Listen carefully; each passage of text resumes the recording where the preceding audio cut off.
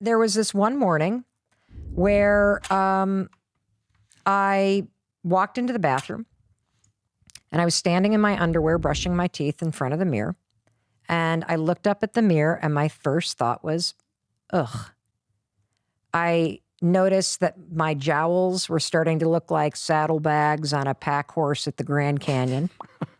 And I had like these crazy lines by my eyes, and my neck was really like kind of saggy, and one boob was hanging lower than the other, and my gray hair was coming in. And as soon as I started kind of critiquing my thoughts or my looks and appearance, then my mind, Rich, started going, fuck, I didn't get that email back to that person, and I got that presentation I need to do, and my God, did that speech just cancel again? What the f am I going to do? And then I look down and the dog needs to be walked, and then I think, I got a Zoom call in 9 minutes. Like, I got to get my shit.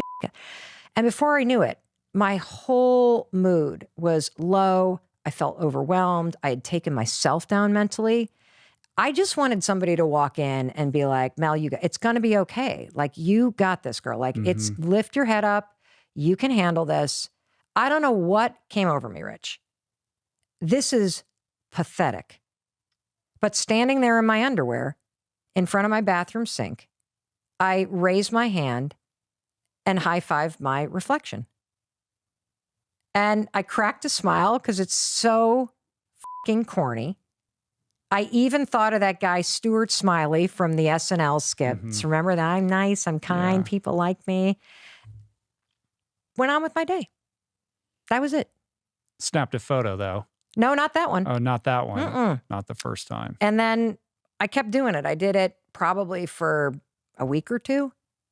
And here's the weird thing about it. I started when I woke up after doing this high-five your own reflection in the mirror thing. I actually started to feel like I was looking forward to it. And here's why. You know, I've spent a lifetime, just like you, standing in front of the mirror. And what I realize now is that when I'm standing in front of a mirror, I'm either critiquing or picking myself apart, or I'm ignoring myself. And when you start to high-five your own reflection, it starts to build a partnership within you, with yourself. When you walk into the bathroom and you see your reflection and you've been greeting it, it's like seeing another person. It's the strangest thing. You start to realize how often you fucking ignore or destroy yourself when you see yourself or beat yourself up. And here's what's also crazy. You have a lifetime positive association with high-fiving other people. Sure. As a runner, as a racer, you have gotten so many high fives, Rich. What does a high five say to you when somebody gives you one? You feel seen, you feel appreciated, you feel energized by it, and it's an exchange of energy. It's not the same, and you talk about this in the book, it's not the same as like self-talk because there's a participation involved in it. There's like a communion aspect to it. Yeah. And, you know, if you think about it, you're so good at celebrating, seeing, and cheering for other people in your life. You plan birthday parties, you reach out to people when you're worried about them, you help out colleagues, you cheer for your favorite sports teams, you high-five people like Rich as they're running races past you, you buy people's merchandise, you do all kinds of stuff for other people, but nobody's taught you how to do it for yourself. In fact, the reason why it feels fucking weird to high-five your own reflection is because you've been taught to do the opposite. Why is the default to just beat ourselves down like that? I mean, it is crazy. We would never treat anyone else in our lives, especially the people we care about, the way that we treat ourselves in terms of the self-talk or the narrative or the critique or the, you know, the kind of harshness with which we, you know, judge our appearances, our behavior, the way we, you know, think back on things that we said the other day and just are horrified by our own selves. And it's, I don't know if it's everybody, but everybody, it's most people. Except for Buddhists. I mean, I think that they're like if you're a big practicing Buddhist, that's a monk. Right. That's like just why can't the default be the good things though? Well, why is it wired that way? You know why? There's cognitive bias. There's a bias towards negativity. And it's a protection mechanism that's a default from evolution, that if you remember the bad shit, you're more likely to spot it when it happens in the future. So you can avoid it. And here's where I think it begins. I believe my theory is that it begins two places. Either you, or that could be both actually, you either learned the pattern of beating yourself up because you had parents or caregivers that were hard on themselves or hard on you. And so as a child, you absorbed that pattern and you now repeat it and you don't even realize it. So those moments you're like, oh my God, I sound just like my dad or my mom. That is an example of a pattern that you've absorbed. So particularly for women, we've watched our mothers be critical about their appearance. We've watched our mothers ignore and criticize themselves in the mirror. And so we learn that from our caregivers. So that's one place. The second place that we learn it is when the drive in your life becomes fitting in. Fitting into groups in elementary, middle, high school, college, your neighborhood. That feels safe when you fit in. When you feel like you don't belong, you immediately go into a protection mechanism. And I believe a lot of the negative self-talk is a sorting hat type of mentality that we do to ourselves going, I can't be with those people. I can't be with those people. It's safe to be with those people. And you start to see yourself and the world around you as places where you belong and places where you don't. And part of the criticism, as fucked up as it sounds, that we engage in all the time is don't be too big, don't be too loud, don't show yourself too much, don't have blue hair, don't do this, other people won't like you. It starts as a way to protect yourself from being rejected, but the truth is you develop a habit of rejecting yourself. Right. Meanwhile, you're further divorcing yourself from who you truly are because you're not giving yourself permission to be yourself. That gets sublimated in favor of fitting in and, accommodating other people and acclimating your behavior around what will be approved of. Yes. So for me, I have clearly a lifetime of beating myself up and tearing myself down and regretting decisions that I made. And in the middle of stumbling through life, instead of being like, it's going to be okay, it's going to be okay, being like, you're really fucked up now, Mel. How does that help? Right. How does criticizing and being hard on yourself help? In this video, I'm going to show you the specific way that you can use the 5-second rule to stop doubting yourself and worrying so much. Now, a lot of people will tell you, oh, just think positive, or try not to worry. It sounds simple, but it's not easy. And the reason why it's not easy is because it doesn't work. And actually, research shows that when you try to ignore your worries, it can actually make them worse. Look, I understand this topic more than most people because I struggled for decades, not only with worrying and self-doubt, I actually suffered from anxiety and panic attacks for almost 25 years. And in fact, I took Zoloft for 2 decades to control my anxiety. Using the 5-second rule, I've not only been able to stop worrying and doubting myself, I've cured myself of anxiety, and I've been off meds for more than 4 years. I'm panic attack free, and I almost never, ever worrying about anything. And you can teach yourself to do the exact same thing using the rule. First, here's what I want you to know. You're not a worrier. A lot of us call ourselves a worrier, right? Oh, I'm a worrier. You're not a worrier. You have a habit of worrying. That's a very big difference. You've allowed your mind to drift and linger on negative thoughts so many times, it's now a pattern of behavior that you repeat, and you don't even realize it. And that's actually good news, because that means that you and I can use the science of habits to break the habit of worrying and the habit of doubting yourself. In the language of habit research, the 5-second rule is what psychologists call a starting ritual.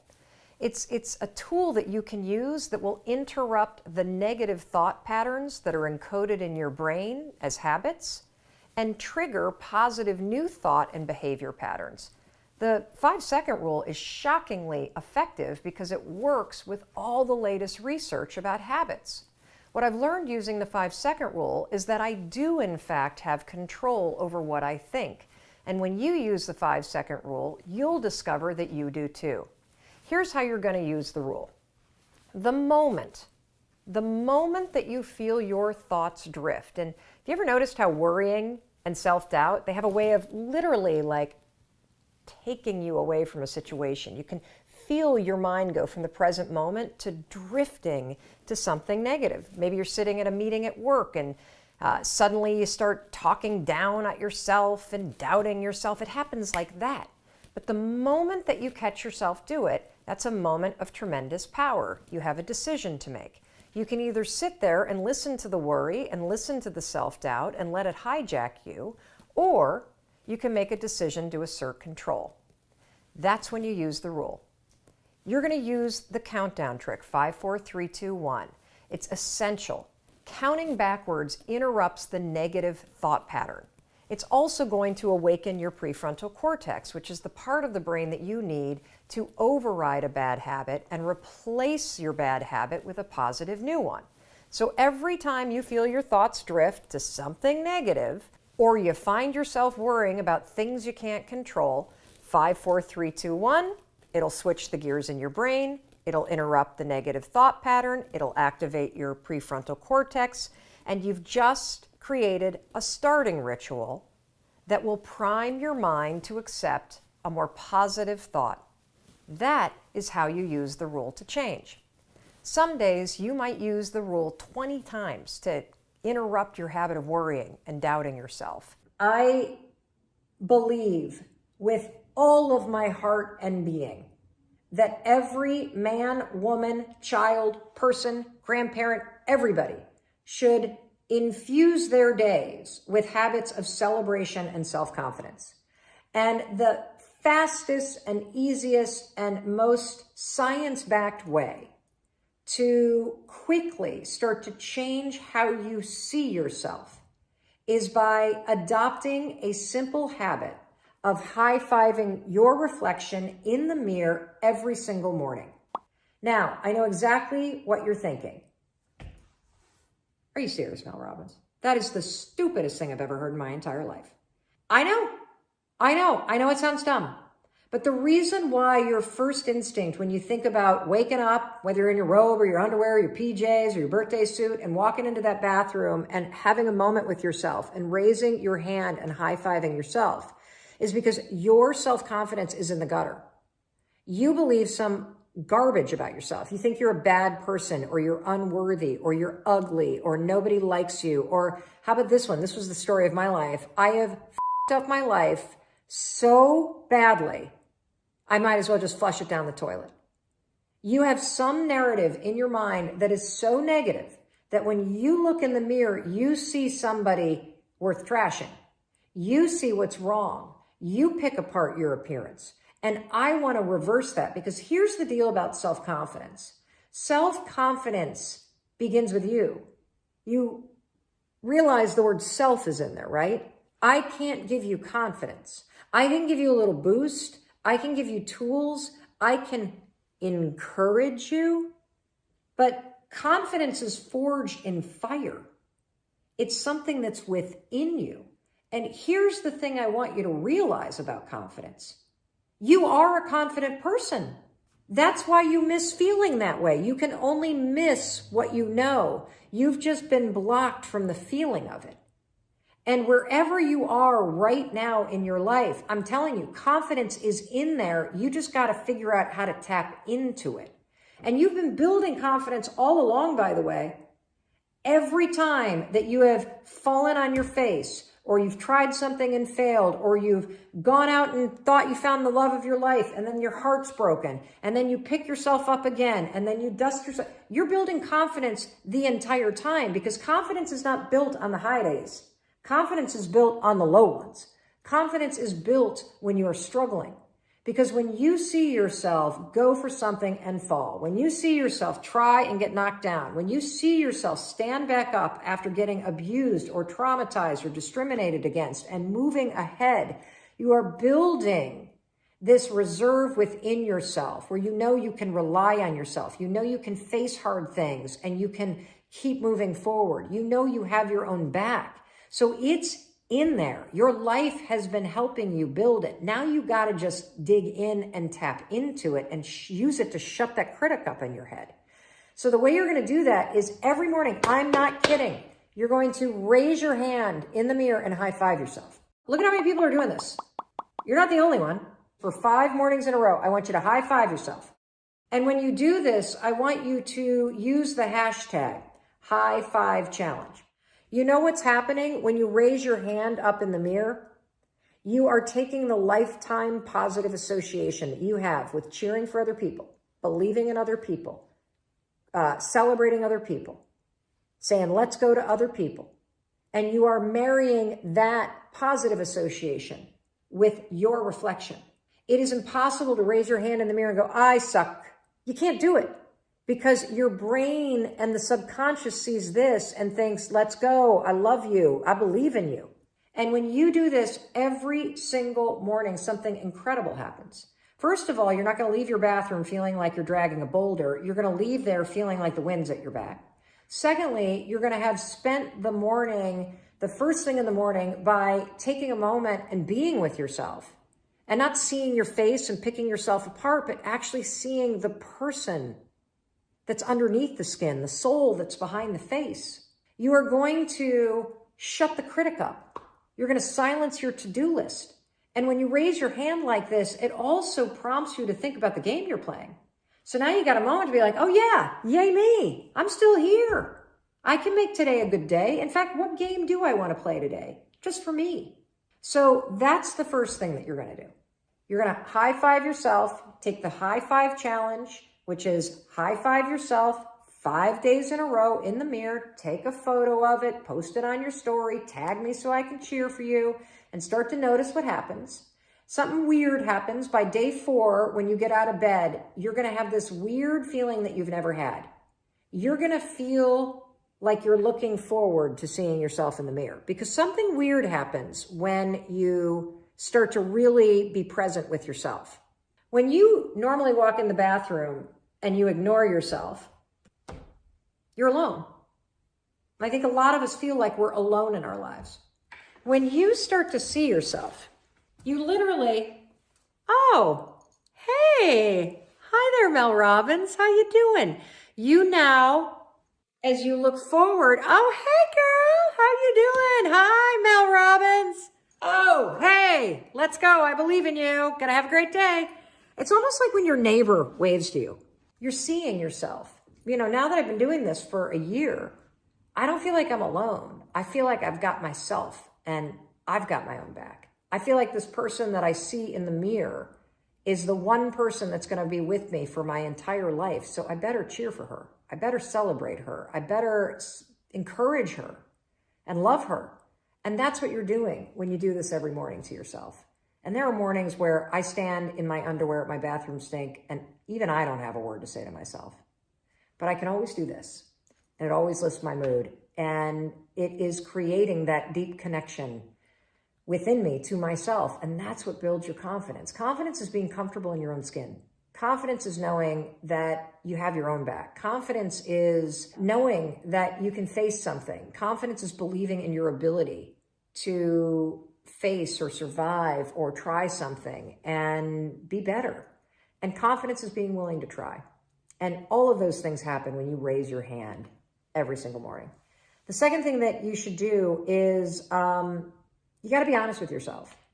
If there are things about your appearance that are within your control, whether it is the shape that you're in, whether it's the health choices that you're making, whether it's how you take care of yourself in terms of self-love, and you're not taking action in those areas, the lack of action says to your brain, you don't care about yourself.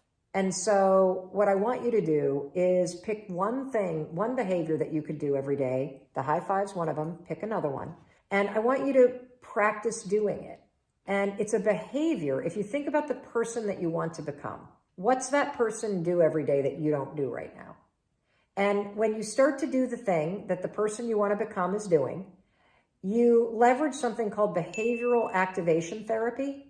And that is a whole body of research that says when you act like the person you want to become, it's the most powerful way to change a habit. It's even better therapy than talk therapy because the action proves to your brain that you're becoming that person. You're seeing the change through the action. And so then the brain catches up and starts to relate to you like a person that's confident or a person who adores their appearance or a person that celebrates themselves exactly as they are. So try those two things. Make sure you tag me online when you do the high five challenge. And I know it's going to work.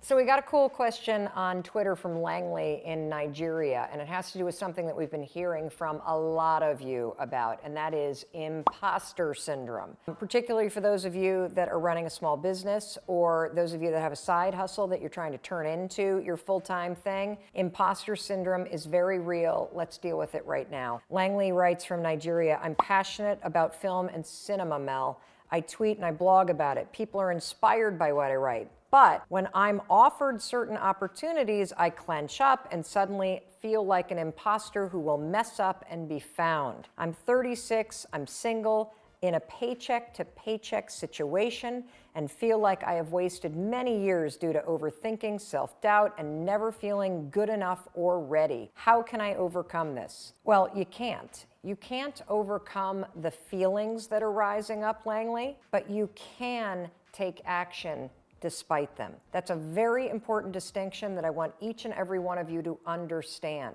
The things that you're feeling, clenching up, feeling like you're not good enough, feeling like you're not ready, doubting yourself, kind of spending too much time thinking about how much time you've wasted, all that's normal that we all do. You cannot overcome those thoughts because they keep rising up and they've become a habit and it's sort of a pattern. So I don't want you to focus on the thoughts. I want you to focus on taking action, even though you doubt yourself. You are going to feel like an imposter until you push through that clenched up moment over and over and over again. And then suddenly, through action, Langley, you're going to see that you're not an imposter at all. You're actually the kind of person that pushes through and does what he or she says they are going to do. See, imposter syndrome grows and sticks around when you listen to it and when you keep thinking and when you freeze. The moment you take action, even though you feel like an imposter, you actually explode the syndrome. You kill it. You break it apart because you're not acting like an imposter. You're proving to yourself through the action that you know what you're doing. Now look, the feelings are going to take a while to catch up. The first 16 jobs that you do where you feel nervous, those nerves are going to be there with you the entire time. Feeling nervous is normal. Letting it stop you is a choice. I say this stuff all the time because this is what you're struggling with. If you suffer from imposter syndrome, it's not an issue of whether or not you have the skill. The problem is that you have a pattern of thinking in a way that stops you the moment you start to doubt yourself. If you want to be successful in business, if you truly want that side hustle to turn into your full-time thing, you have to learn how to let the feelings of doubt rise up, but take action anyway. You've got to learn to embrace the fact that you're gonna feel like an imposter, but you, my friend, are the kind of person that moves forward anyway. You're passionate about film and cinema. Awesome. Keep tweeting, keep blogging. When people write to you, when they hire you and you get that clenched up feeling, that's a great sign. It means you're about to do something really cool. That's when you're going to just recognize the feeling, 5, 4, 3, 2, 1, take action like the rock star film and cinema guy that you are. I hope that that helps, but the only thing that's going to help you with imposter syndrome is for you to not listen to it and take action anyway. Disappointment is something that I think every single human being on the planet is feeling right now. Are you feeling a level of sadness and anger and frustration and fear? That mix is disappointment. Disappointment is a very complicated emotion, and there is a lot that people are disappointed about right now. Here in the United States, tomorrow is opening day, or it was supposed to be opening day of baseball season. We should be in the middle of March Madness, the huge basketball tournament, and I think collectively what we're in the middle of instead is something called March Sadness. The Olympics just got pushed off. Weddings are getting pushed off. High school graduations are getting canceled. Bar mitzvahs are getting canceled. Summer trips are getting canceled. My brother I was on the phone with my brother the other night, and he told me that they have canceled their trip in July to go float the Grand Canyon. And my daughter, I was just talking to my daughter, and she was explaining that So many of her friends are starting to get their summer internships canceled. And I want to talk about disappointment, because disappointment is what you feel when something that you expected to happen didn't happen. And I want to start us off with a quote from Anne Lamott. Expectation is resentment waiting to happen. I'm going to say that again. Expectation is resentment waiting to happen. And I know that there are so many expectations that you had about what you would be doing right now. What would you be doing this week? What you would be doing this month? That's not happening because of this global pandemic. And so what I want you to do is I want you to take a moment. There's one right there. I can't see my new grandbaby twins who were born yesterday. Funerals are getting canceled in Spain. I want you to write down in the comments, what is it that you're disappointed that is not happening right now? What are you disappointed about in terms of how this pandemic is impacting your life? What are you disappointed about because something got canceled? We can't go outside, is what somebody's saying. Funerals are getting postponed. You know, we just had somebody that used to work on the Mel Robbins show lose a family member to the virus. And first of all, I just want to send a huge amount of love to this person. And I would imagine that maybe they're not going to be able to have a funeral in the traditional sense. And that must be tremendously disappointing. I see canceled travel plans. I see that I can't spend time with my new fiance. I see disappointed in families' decisions in this time on those of you in Facebook. What are we seeing on LinkedIn? Those of you watching on Twitter, you can go ahead and tweet to this response. If you're on YouTube, put it on the comments. My son might not graduate. I'm shooting a very important wedding in my career that's been canceled. I can't leave the US due to immigration paperwork. We know based on our family connection that there's a family here near us who has a family member who cannot get back from Peru right now. She is away on a year's study abroad. She is stuck with about 250 other US citizens in Peru trying to get home. And I want you to talk about this disappointment and what you're feeling, because the thing about disappointment, I'm going to say it again, is it's an expectation, right, that's not happening. And when you have expectations that aren't met, it's a resentment that's waiting to happen. And so I bet if you have family members that are acting out, I guarantee you it's because they have not processed disappointment right now. They have not even allowed themselves to go there. And there's so much triggering stuff right now. You know, whether it's spring sports. I mean, think about what an outlet spring sports are for people, whether it's something that you watch together as a family or it's something that you do as a family. Spring break, commencement's coming up, Easter services. You know, we are going through a moment that none of us have ever experienced before. So nobody knows what the hell they're doing, right? We're just doing the best that we can. And so I think that we got to talk about the disappointment that you're feeling. And you got to give yourself permission to feel it, because if you don't own what you're feeling, and if you don't give yourself the space to move through it, it's going to eat you alive. And it's going to cause you to act out. For me, when I get disappointed, I get sad and angry. That's what I feel. I get short with my family members.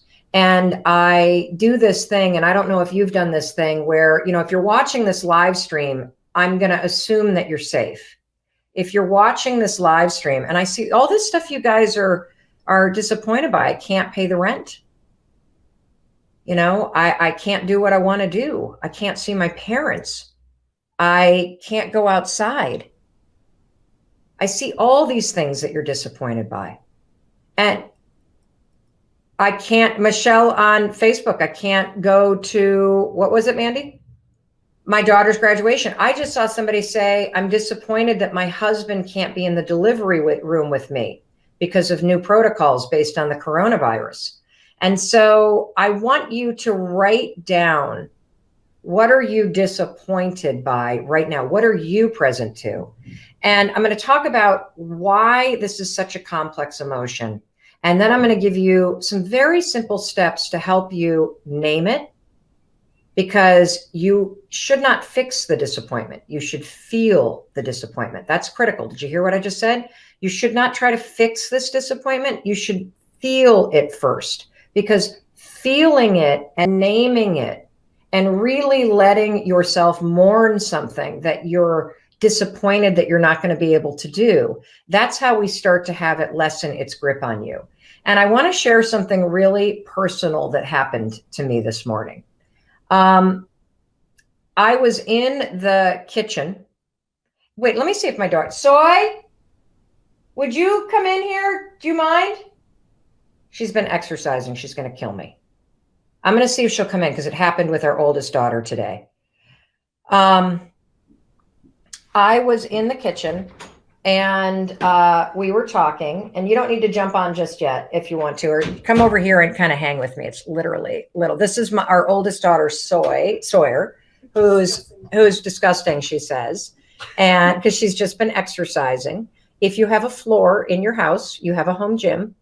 So Soy, what happened this morning, I'm going to talk to them. I know it's weird because I'm actually talking to you, but I want to explain what happened. So I came into the kitchen this morning, and Sawyer was on her phone, and you were making breakfast. And I don't know how it came up, but you said something about oh, I know. She asked me if she needed to take a professional photo, right? Do you remember this conversation, Soy? Yeah. She needed to take a professional photo because she's a rising senior at Boston College. She's now home taking classes to finish her junior year. And she has a summer internship at a really amazing technology company here in Boston doing marketing. And she said to me this morning, I need to take a professional photo. And I said, what for? And she said, it's for my summer internship. And I said, oh, well, that's great that, thank God that's still happening. And then do you remember what you told me? I just said that a bunch of my friends' internships have been canceled. Yeah. So a bunch of summer jobs have been canceled this summer. And that creates a tremendous amount of disappointment. And I know some of your jobs have been canceled. And what happened in that moment is I did exactly what you shouldn't do. I have this thing that I do as a parent and as a person, that when I feel slightly anxious, I try to fix everything. Instead of stopping and taking a beat and listening and really getting present to what this person that I love is saying, and I'm going to start to cry, I turn into like the locomotive and I move forward 100 miles an hour to try to make everything okay. And I did that with you, because what I did, Soy, is I said, oh, well, it's going to be okay. It's going to be okay. I didn't even ask you if you were nervous about your internship getting canceled. I just said, it's going to be okay. And then I went to fix it instead of feel it. I said, if your summer internship gets canceled, I'll find a job for you. You can work for our company. I could help you. You can help me with the live streamers. I went to fix it. And I think the reason why I went there is because it's so uncomfortable to feel these deep emotions. It's so uncomfortable to know that people that you love might be scared. It's so uncomfortable to be in the discomfort and the sadness and the anger of this moment. And so I wanted to apologize to you. I accept your apology. And I want to know, what are you feeling right now? What are you disappointed about, Soy? I'm disappointed that my junior year got cut short right when I got to Boston College. Yep. I'm sad that I'm not with any of my friends right now, and that it's a lot harder than I thought to take classes online. I'm nervous about this summer, and no offense, being cooped up in the house. No offense. I don't know, I'm just hoping it all comes to a close sooner rather than later. And is there one thing in particular that you're disappointed about more than something else? I think right when we left school was right when everything was like really ramping up, and we had a ton of plans that were already set in stone, and then all of them just like got canceled, and we were all just like really looking forward to it, but it didn't happen. So Yeah. so that's what I'm kind of bummed about. But yeah. And okay. you know, here's something that I learned from Brene Brown, that having the perspective, and this is the perspective we all need. First of all, you should not fix your disappointment. You got to first feel it. That's takeaway number one. Okay. Because when you talk about it, when you name what you're feeling, I'm feeling sad, I'm feeling disappointed, it loosens its grip on you. And the anger and the acting out, it doesn't bottle up, because if you don't own these feelings and if you don't feel these feelings, they will eat you alive. And one of the mistakes that I've made as a parent is, first of all, trying to fix everything. Okay. Major mistake. Second thing I've made a mistake as a parent during this time is I get so frustrated because I'm disappointed and I'm sad and I'm doing the best that I can, that I have that moment. You remember the movie Moonstruck, where she's like, snap out of it, where you want to just yell at somebody and go, come on, you got food, you're safe, you're going to be fine, at least you're going to college, and you try to slap perspective into somebody. And you do it because you're frustrated. You do it because you're disappointed. You do it because you're on edge. And perspective is a function of experience.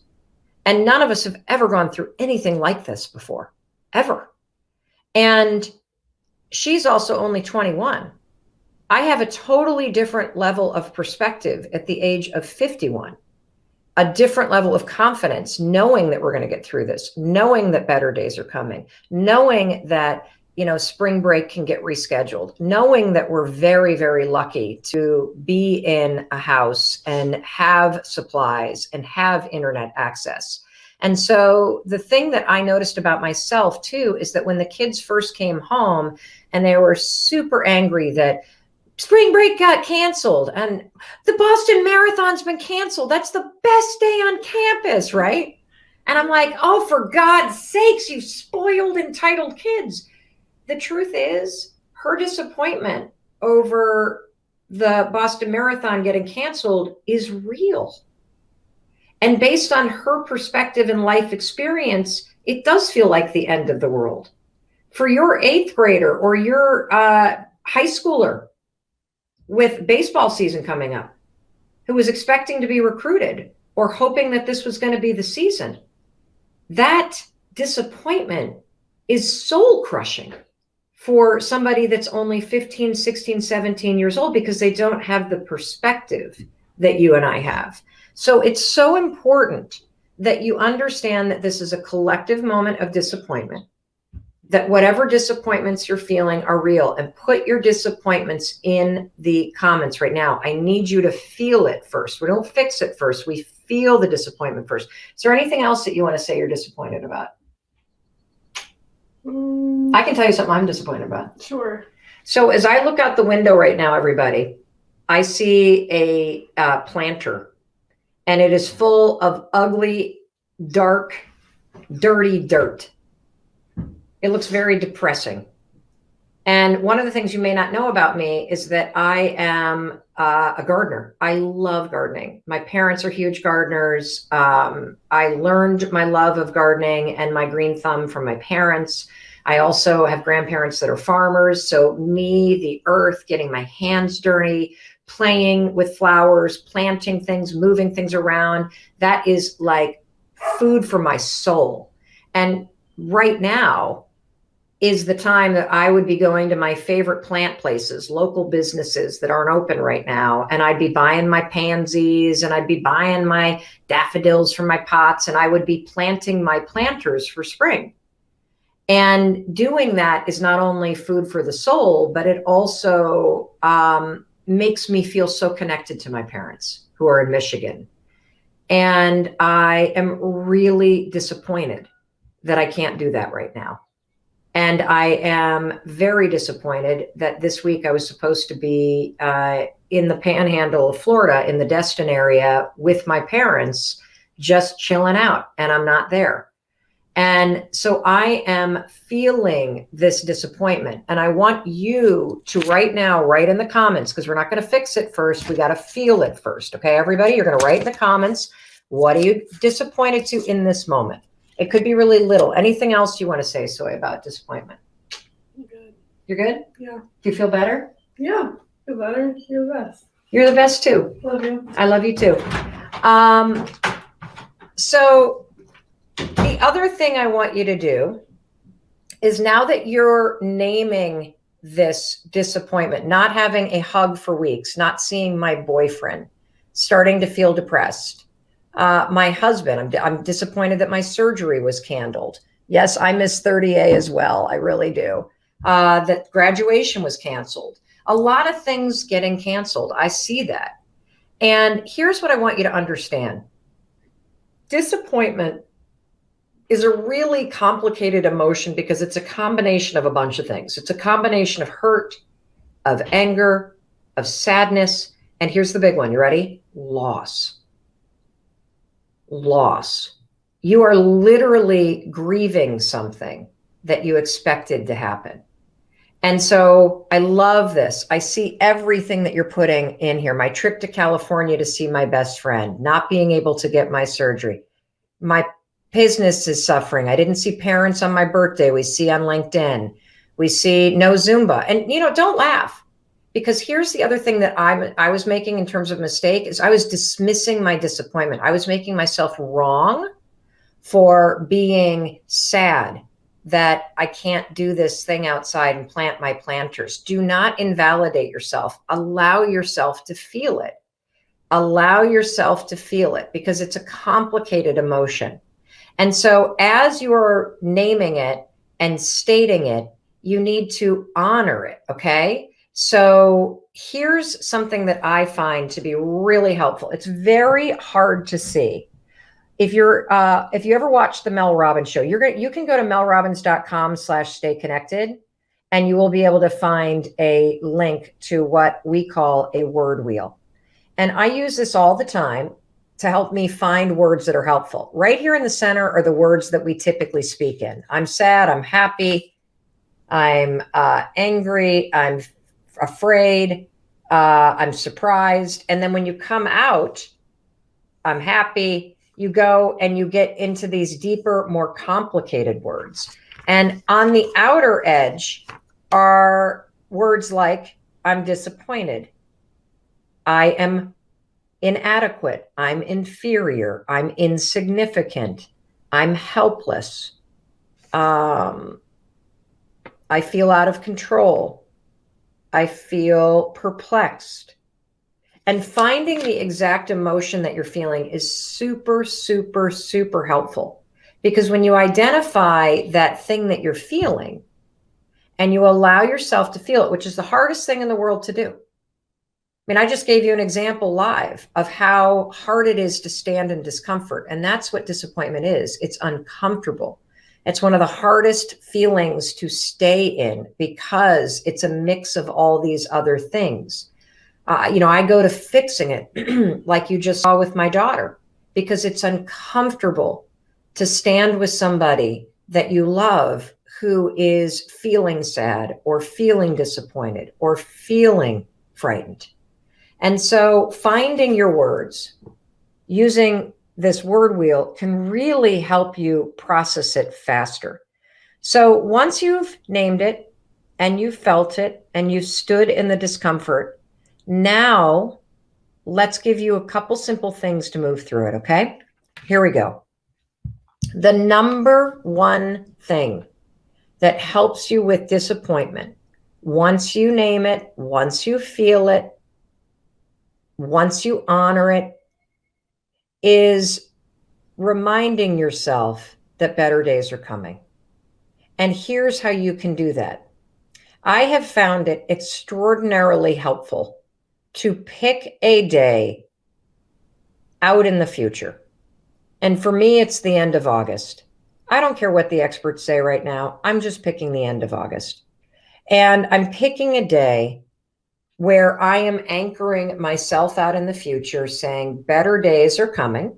I know that. I can be disappointed that all this stuff is happening, but better days are coming. Pick a new date when the better days are coming. And here's a trick that has helped me.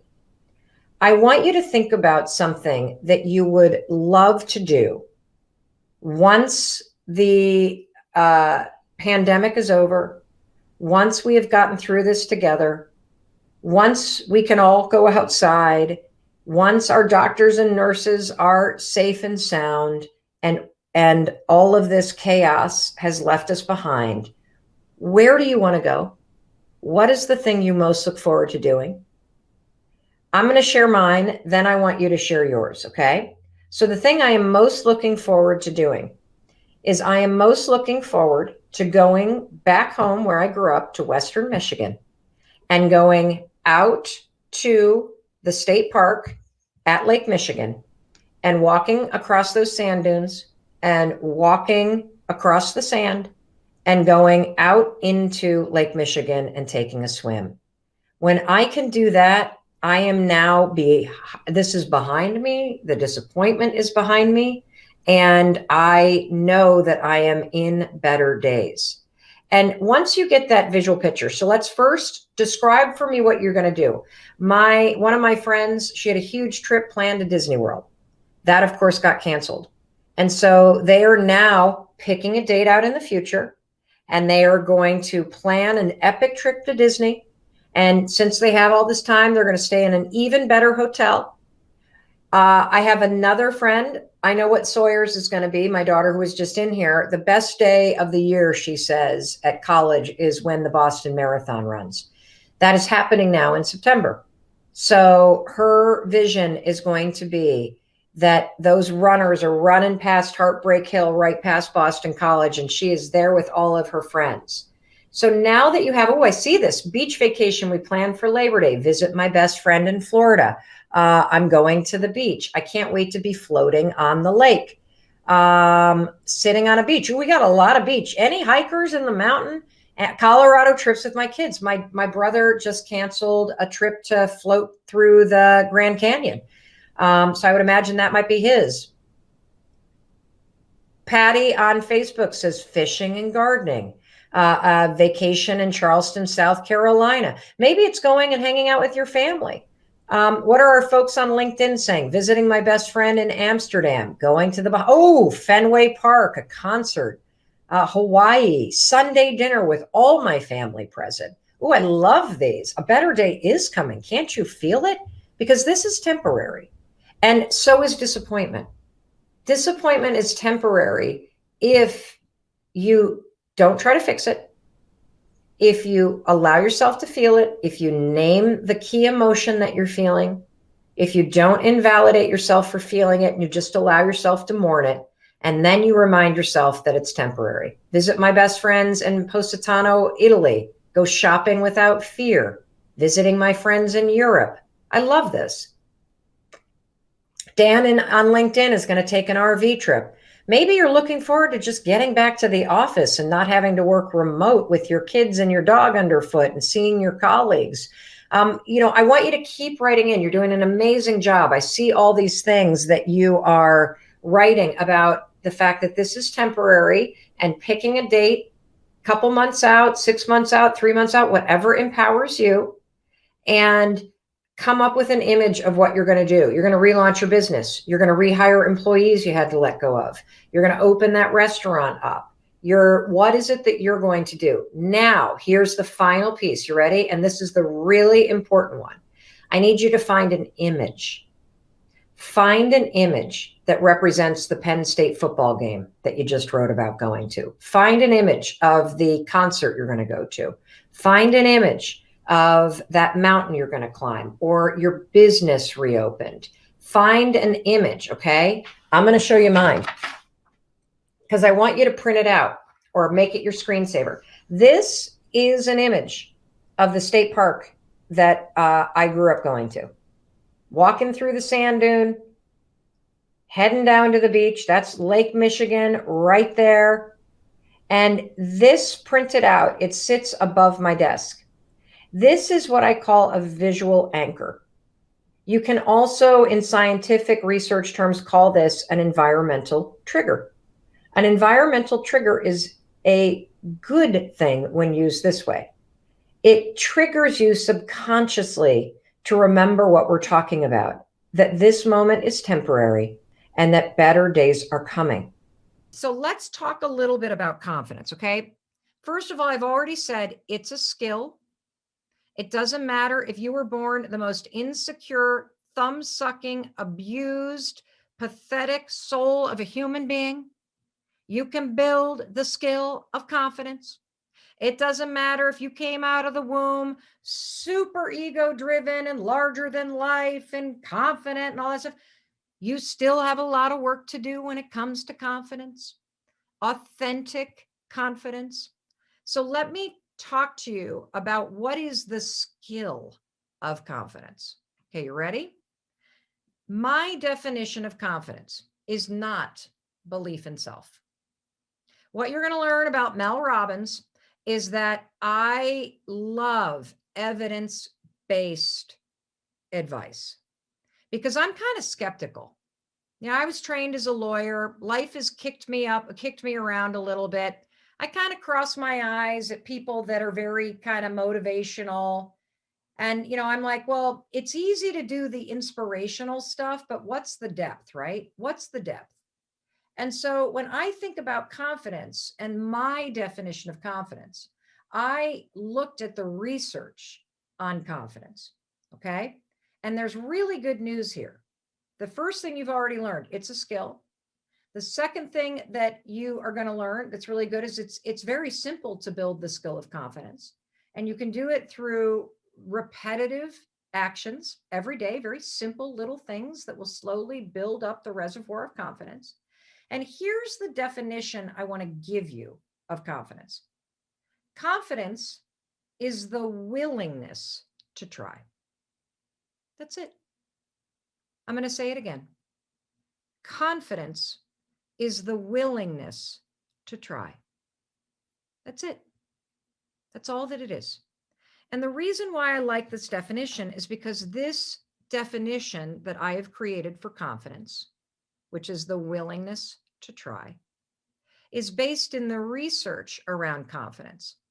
So if you want to learn more about this, Google confidence competency loop. Okay, I'm going to show it to you. I'm hoping that this is not broadcasting backwards. Okay, this is my fancy little graphic. Okay, this is what we call a confidence competency loop. I did not invent this. This is something that people who research confidence for a living have created. And I've highlighted this because this is where confidence begins. It begins with the willingness to try, because I'm going to show you what ends up happening if you're the kind of person who trains yourself. Notice the words I'm using, trains. We're not going to sit around and wait for motivation. We're not going to wait for courage. We're going to manufacture those things. And this is where the 5-second rule is so transformative. Now, for those of you that don't know it, I'm not going to spend a lot of time explaining it. I'm going to give you the shortcut. It's just a simple brain hack backed by tremendous evidence that I created at the worst moment of my life that turns out to have extraordinary science behind it. All you do is in a moment where you feel doubt, insecurity, fear, anxiety, procrastination, perfectionism, PTSD, OCD, anything that you might possibly have that would rise up to block you, you simply count backwards, 5, 4, 3, 2, 1. Okay. And you got to count backwards, 5, 4, 3, 2, 1. And what that will do is it will shift gears in your mind. Instead of being stuck here in the part of the brain that keeps you stuck worrying and thinking and having a bias towards overthinking and being a perfectionist, you're going to go 1, 4, or 5, 4, 3, 2, 1, and you're going to try. Now, this is what's going to happen. The first time you try, you will fail. That's really good news. You want to know why? You learn by failing. You learn by failing. Do you realize that's how you've always learned? That when you were a kid, you don't remember this, but when you were learning to walk, you fell an average of 17 times an hour. You actually learned to walk by falling. And so you learn everything when you fail. Because when you fail, as much as you may think you're going to die, if you stand on a stage, I see a lot of you who want to be coaches or speakers or whatever. You're going to have to learn how to give a speech where you stutter and where your mouth gets really dry and pasty and where you get a neck rash and where you forget what you're supposed to say. You got to do all that stuff. Why? Because when you fail, you don't die. You actually gain knowledge and experience. And that's the gift of failure, because you then take that knowledge and that experience and you go right back to the next time. And then you try again. But this time, when you 5, 4, 3, 2, 1, try, you're going to take your knowledge and experience with you and you're going to fail a little bit less. And what you're going to learn there, you're going to take right back to the next time that you try. And every time that you fail, you're gaining knowledge and experience. And you take that to the next time that you try. And you're going to go like this, and you're going to go like this, and you're going to keep going and going and going and going and going. And every time you 5, 4, 3, 2, 1, you push yourself to try, you gain a little bit of competency for the next time you're going to do it. And every time you gain a little bit of competency, your mastery goes up. And that's when you start to feel more self-assured.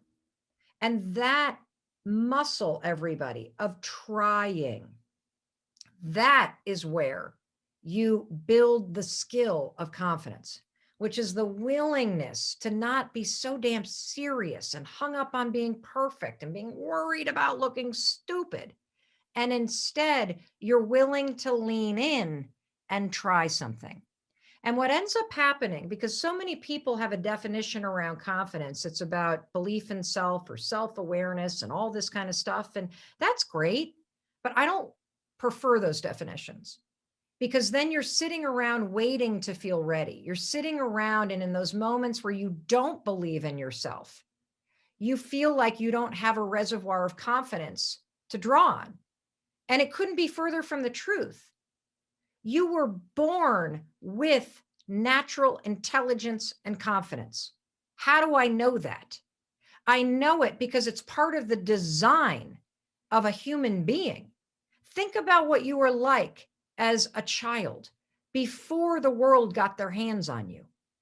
You just let whatever you were interested in pull you forward. You would crawl towards or tumble toward anything that you were interested in. You'd try anything. You'd crawl up to a mirror and stick your hands on it and lick the thing you loved yourself so much. But life got its meaty hands on you and started telling you no. Do you know the average kid hears some version of the word no, some redirection almost 400 times a day?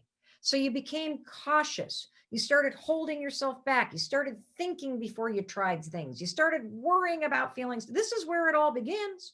But you were born knowing how to do this. And the other reason why I know this is true is because you wouldn't know what it felt like. You wouldn't miss it if you hadn't once felt it. You wouldn't know any different. So I want you to know it's in you. And we got to just remove the block that life put in place and teach you that even in those moments where you doubt yourself, even in those moments where you're afraid, even in those moments where you're insecure, you can try. And it's in the skill of trying that you gain the competency, the knowledge, and the expertise that helps you become better and better and better. Because here's the trick. You know, the more experienced you become in something and the more you master it, the less stressed out and anxious and worried you are about doing it. That's how that sort of belief in self comes. The belief doesn't come first. It's a byproduct of you pushing yourself to try. So let me unpack some other things that I wanted to talk about quickly before we get into the Q&A. I promised to talk about self-doubt. And I want to talk about the difference between self-doubt, which is one block, and people pleasing. You know, I should probably share with you sort of this whole story about the way that I think about blocks. Okay. So, again, I'm working on this book about this. And the other day, this was this fall, I went out to Los Angeles to move my daughter into her off-campus apartment. And she's got this huge kind of laundry room in the basement. Have you ever been in a laundry room, like in a commercial space where they've got all the lines of dryers? And so I was washing her sheets like, moms and dads do when they move their kids into their off-campus apartments. And it was the final load of the day. I go downstairs to the basement and I open up the dryer and I'm like, that's funny. The sheets aren't dry yet. And so I put in a bunch more quarters. I hit the button. I leave. I go out the door and I hear, and I'm like, that can't be my dryer. What? So I go back and the 30 minutes is still on the dryer. And I'm like, that's weird. So I open it up. They're damp and it smells kind of like hot metal. And I see the filter and I think, oh, I wonder if the filter's jammed. You know how like a dryer doesn't really work when the filter is filled?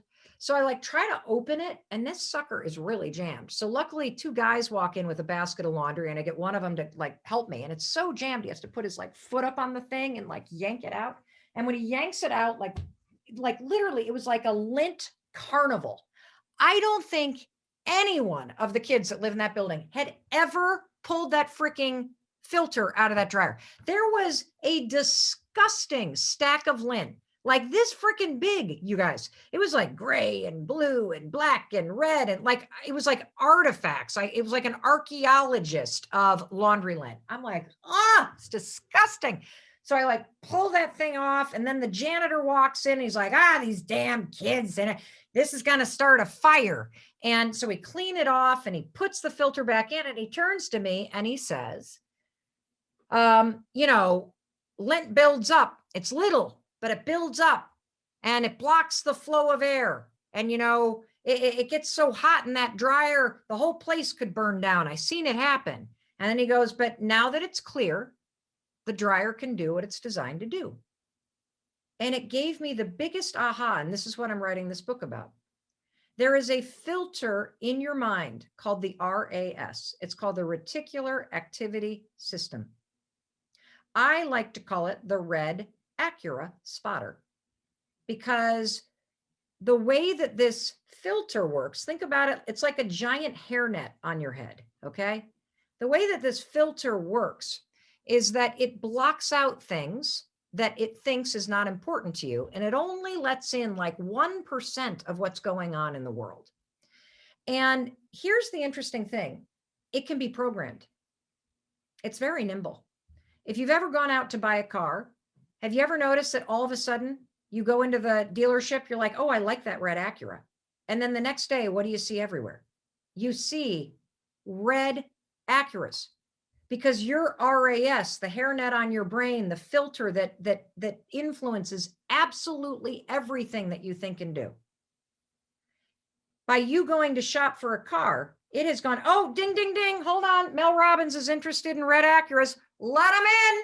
Let the red Acuras in. And all of a sudden, every red Acura is now getting in through the hairnet in your brain. Okay? So this is good news because if you decide that dream that is meant for you is something that you want, you can program that sucker to let in information that is related to it. And suddenly it becomes so easy to spot opportunities and easy to gain momentum and easy to try. Here's the problem. You ready? Your freaking filter is trapped with mental lint. That's right. You want to know what lint stands for? Because I'm a freaking genius. Lint stands for those moments when you lose inspiration due to negative thoughts. Thank you, everybody. I know I'm a genius. You can read all about it this fall. So you've got a filter that could help you make everything happen. But you want to know what? You've got this layer of crap in your brain, just like that dryer vent had a layer of lint in it because nobody had changed the filter. You cannot do a load of laundry, people, without creating lint. And you cannot go through a day in your life without having some sort of negative mental lint build up. You have a lifetime of lint that is clogging the filter in your brain. I know it. I can teach you how to remove it, and it's impacting your willingness to try. And the 2 forms of Lent, there are 5 of them, but I'm going to talk about 2 of them right now. The first one is doubt. And doubt is the kind of moment when you lose inspiration due to the negative thought, it'll never happen for me. You want to know why Mel Robbins has never done a live event? Ever. I've never done any kind of live event on my own. You want to know why? Because I've got negative crap built up from childhood that makes me say, no one will show up. True story. Tell me if you've been to an event in a stadium that I have produced. You haven't, right? Because I too have lint in there. And here's the great thing. Just like that dryer, when you realize you have a filter that needs to be checked, and you've got a filter in your mind that needs to be cleaned every day, once you spot the lint, it's easy to go, oh my God, look at that bullshit. Get that out of here. Come on, Mel, please. Once you clear away the doubt, it will never happen for me. You can go, oh, look at that stupid lint. There it is again. It'll never happen for me. I don't think so. Wipe that stuff away. Now you can use the definition of confidence. I'm willing to try. Whether it happens or not is irrelevant. I got to be willing to try. The question is, how do you deal with the anxiety that comes from waking up and being on a roll and realizing that when you're making things happen, it's easy to look back and realize how much of your life you wasted. And that makes you present to how potentially little time you have left and how much there is to do in the little time that you have. I can so relate to this. So relate to this. The few things I want to say about this is that I don't think that our experience of feeling anxiety about getting it all done before your life is over, or getting it all done in the time that you have, I don't think it's unique. I think that that is something that starts to happen when you feel like your life is on a roll and you're not present to misery, but you're actually present to power and joy and all the cool possible things that you could do. Does the anxiety, or how do you make the anxiety go away? I don't think you can. I think that that is a very normal thing to feel when you're a big thinker and you become present to the fact that when you put in the work and when you focus, you really are capable of creating just about whatever you want in your life. And that's both empowering and daunting and terrifying as hell. And so you can't get away from that anxiety, but you can respond to the trigger. I often feel what you're talking about when I'm on an airplane. And maybe it's because I feel very vulnerable and out of control when I get on a plane and I click the buckle and I realize this puppy could go down. And then I think about, okay, I spent 49 years here. There's so much more I wanted to do. So I can relate to this. So there's 2 things to this. One is being present to time passing and the fact that we're all gonna die and that your life is a f***ing gift. When you get present to that, that's the biggest motivator on the planet. And when you feel one of those moments, what I do is I shrink it down and I try to find something in this moment that I'm incredibly grateful for, so that if it were to end right now, then all would be well. I think about the sunset I'm looking at. I find a picture of my kids and my husband. I think about, the lives that have been touched by the 5-second rule. And that gratitude in the moment allows my mind to not go psycho thinking about the big vastness around life and those big topics. So that calms me down immediately. That's number 1.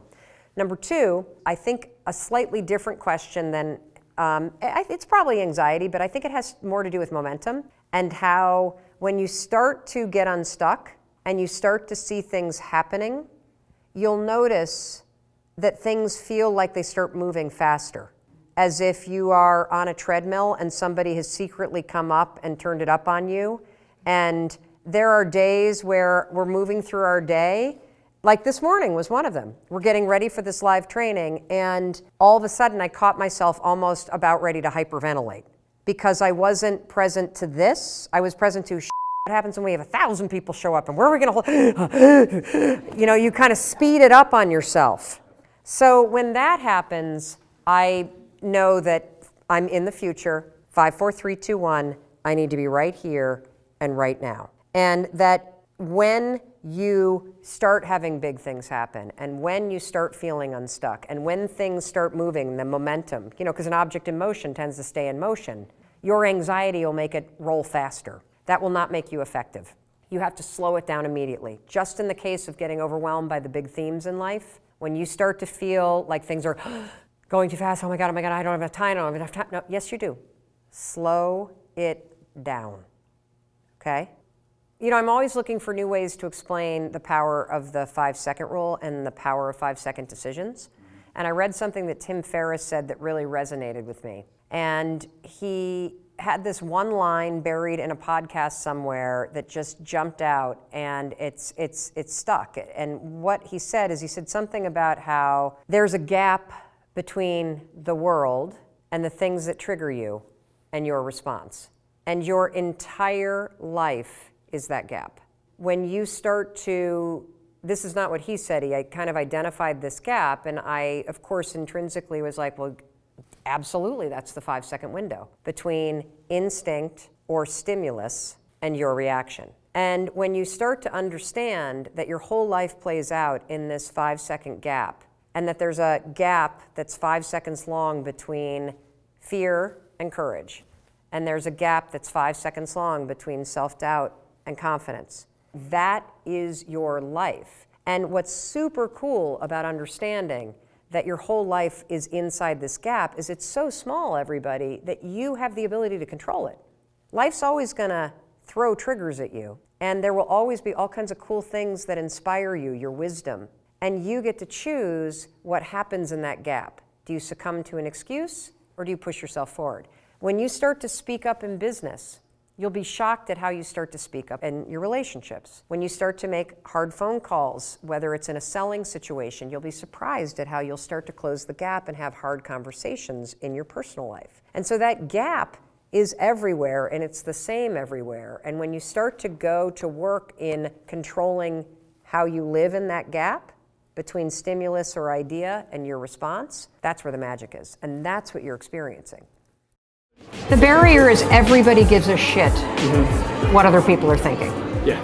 And so they're on camera or they're on a microphone trying to be smart or concerned about whether or not they look good in the shot, concerned about how they sound, whether or not they stuttered, if their neck is turning red, like whatever it may be. And they're so up here that they're not actually being true to just saying what's right here. Absolutely. Whether you're speaking from the heart, speaking from the gut, like that is the skill to develop, is the ability to be more like an 11-year-old that gets on camera and can just be themselves instead of being a 49-year-old person censoring themselves. Got it. And that's what I'm talking about when I talk about the truth, when I talk about authenticity, that people really want to feel that connection. And the only way that they're going to feel that connection is if you do the work to remove the own veneer and the own barriers that you put in between you and other people. And the number one thing is everybody gives too much of a shit about what everybody else thinks. Absolutely. And you know who they think they're worried the most about? Their friends. Yeah. If I put this thing up, not for my friends, but for the people that I'm trying to build a rapport with online, my friends are going to judge me. Your friends. Seriously. If you're out to make a difference, if you're out to share something that is important to you, if your friends don't like it or don't support you, they're really not your friends. Absolutely. You know? Yeah, no, definitely makes total sense. And it's a really hard lesson. It's a very hard lesson because everybody's always judging everybody else. That's why you can't worry about it. Do you have like recommendations for how people just get started, like from moving from that, like to basically move from their mindset of I care too much to I don't care as much? Like, are there steps that you recommend people take? The only step that really works is action. Okay. Because if you're stopping to think about what people are thinking or whether or not you're worried about what people are thinking, you've already fallen into the trap. Okay. The second that you push yourself to get started through the action itself, you are proving to yourself that even though you care what everybody thinks, you're gonna do it anyway. Okay. And so that's why I talk about the 5-second rule. The 5-second rule is how you interrupt the excuses, the patterns, the concerns, and the fears that you have, whether it's perfectionism, whether it's disappointing your parents, whether it's being judged by your friends, whether it's looking stupid when you post something, whether it's screwing up and saying something that a bunch of trolls come after you for, right? All those things that everybody's concerned about, that can stop you forever. Absolutely. If you go 5, 4, 3, 2, 1, you break the part of the brain where all of those trappings are, and you awaken your prefrontal cortex, which is the part of the brain that you're using when you're creating content, when you're speaking with courage, when you're learning something new. And so that's why this simple brain trick that I invented is exploding around the world, because every last one of us is exactly the same. Exactly the same. You and I, we want the same thing. We want to actually live a life where we get to express ourselves at the highest level. We're all want the same thing, and we're all stopping ourselves the same way, by thinking too much, by buying into the lies that self-doubt tells you. And so I'm here to tell you, you can cut that off at the knees. 5, 4, 3, 2, 1, you can make a 5-second decision. The second you feel that doubt, the second you feel that concern, the second you feel that fear, and you can literally feel it and actually move anyway. The high five habit is no different, okay? So I find myself last year at a very low moment. I am standing in my bathroom. It's a moment I know every woman can relate to. There in my underwear. I'm looking in the mirror, and of course, I am picking myself apart.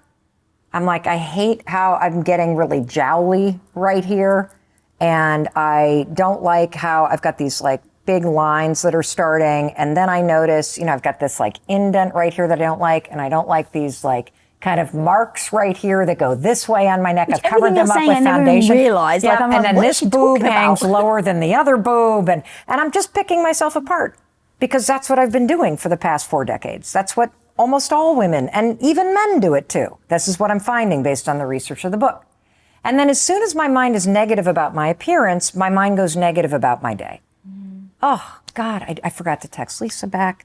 I need to finish up that report. Oh my gosh, my first Zoom meeting's in 9. Oh, the dog needs to be walked. And now I'm going down the road negative about the day. The whole vibe is, ugh. And I don't know what came over me, but I just literally had nothing to say to myself. I really felt overwhelmed, just an average low moment. And I found myself, as pathetic as it sounds, raising my hand and high-fiving my own reflection in the mirror, braless in my underwear. It felt good. I put my shoulders back. I felt a little bit like, okay, I got this. And I went on with my day. The next day, there I am again. And my mind is going negative. And I'm like, nope, high five. And that's what the high five habit is. But this is just the beginning. The high five habit book is full of a bazillion tools. But I want to unpack this one because there's so much science here. And for women in particular, this is unbelievable in how it changes you and your relationship with yourself. So first, let's start with a high five. Think about when in your life you have either given or received high fives. What does a high five from someone else or a high five that you're giving to somebody else communicate? You're on the same team. You're like in it together. Yeah. And, it's also like, I think about it, you give it to somebody before a big play. We got this. You give it to somebody when their attitude's going down. Come on, keep going, pick your attitude up. You give it to somebody in celebration. And so a high five communicates support and empowerment and partnership and trust and celebration. And it's so powerful, and we're so good at giving all of those things to other people. Like you and everybody, especially women. We cheer for our friends. We create birthday parties. We buy people presents. We do work for our colleagues when they're overwhelmed. We help our parents out with whatever. We're so good at cheering for our favorite musicians and buying people stuff. We are horrendous at giving that same support and celebration to ourselves. In fact, we not only don't give ourselves support and celebration, we do the opposite. We tear ourselves down, and we beat ourselves up, and we pick ourselves apart. And every single woman I know is constantly saying, how the fuck do I put myself first? How do I love myself? I know I'm supposed to. Well, I'll tell you how you do it. You put yourself first by doing for yourself what you've been doing for everybody else, because that's how everybody else became first in your life. You need to start to cheer for, support, and validate yourself, period. I realize now that I'm high-fiving myself that I have spent the first 40 years of my life either criticizing my reflection or ignoring it. How sad is that? It's incredibly heartbreaking and yet extremely familiar to me. Yeah. And I think a lot of women. Yeah. And believe it or not, a lot of men. There's a lot of men that don't want to look themselves in the eye in a mirror and be with themselves because they're so focused on the things that they haven't achieved or the things that they failed at. And so they're ignoring themselves. They're not being with themselves. And so first things first, when you take a moment in the morning to just stand in front of the mirror and be with yourself, and then you raise your hand in a gesture that you have always associated with celebration, support, belief, and empowerment with other people, there's a number of things that happen that can be proven by research. First things first, this is research out of Harvard. It's recent. They've shown in studies that simply taking a minute in the morning to get intentional about who you're going to be today and how you're going to show up changes your productivity. It changes your level of confidence. It changes how impactful you are as a leader at work and in life. So this moment in the mirror is not to be diminished. This is a moment for you to be able to take a moment and intentionally align yourself with who you're going to be. Second piece of research is from a field of study called neurobics. It basically means when you marry a physical action with something, a thought that's unexpected, you accelerate the development of new neural pathways. And there's famous studies that have proven that if you brush with like your non-dominant hand while you're thinking something, it sticks in your mind because you have to focus. Well, the same is true when you raise your hand and high-five your own reflection. You see, you've been doing this for your entire lifetime. So there's already subconscious programming here, Lisa. The second that you raise your hand like this, it is so programmed in your mind to associate belief, cheering, empowerment, celebration, with the high five itself, that it's impossible to go, God, I hate my neck. Boy, is that cellulite ugly. You can't do it because this part of the mind immediately takes over and does all the positive stuff with a high five. It's crazy. Try it tomorrow morning. You will not be able to criticize yourself. Now there's another piece of research around this, which is, when you do a high five, we did one, the first one we did, right? We didn't quite hit each other in the right, good smack. So what did we do? We did it. Correct. Because a good high five requires you to be present and intentional. Isn't that cool? Yeah. All of that in a little high five. And so what I started to notice was that I was in real time shifting my relationship to myself. Instead of criticizing the woman I saw in the mirror or ignoring her, I was developing a partnership, a trust, a sense of self-validation, I have my own back. I see you, Mel Robbins. We're going to have a great day today. We got this. No matter what it is that life is going to throw at us, you got this. That's how it all started. And then, of course, I put it on my story after a couple weeks of doing it, and people around the world started to post pictures of themselves doing it, and then all of their stories started rolling in about the difference that it was making. There was one woman that said that she's been struggling with body dysmorphia for 20 years. Cannot look in the mirror. And after 5 days of doing this, can stare at herself in the eyes with a grin. 5 days. 5 days. And the reason why is because of the lifetime association that you have with doing this for other people. So when you try this tomorrow, here's what I want you to do. Stand in front of your bathroom mirror and take a moment and just be with yourself for a second. And then if there's resistance to raising your hand and high-fiving your own reflection, what is that resistance? Now what I want to do is I want to talk to you about the 3 strategies that will keep you, the secrets to building an optimistic mindset. You ready? Excellent. Here we go. Number 1, the secret to an optimistic mindset. You got to be maniacal about your intake. Negativity in here means negativity in your body gets stored here and negativity comes out here. It becomes this loop of negativity. And so in order to build a positive mindset, I want you to be maniacal about positive input. That means really watch your news intake. Do not be watching it every day.